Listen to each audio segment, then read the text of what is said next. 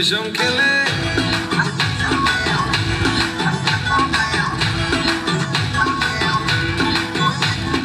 বলছি তোমার দিব্যি গেলে আমি বড় শান্ত ছেলে, দেখছি তোমায় সুযোগ পেলে শুনে বুঝি বিষম খেলে।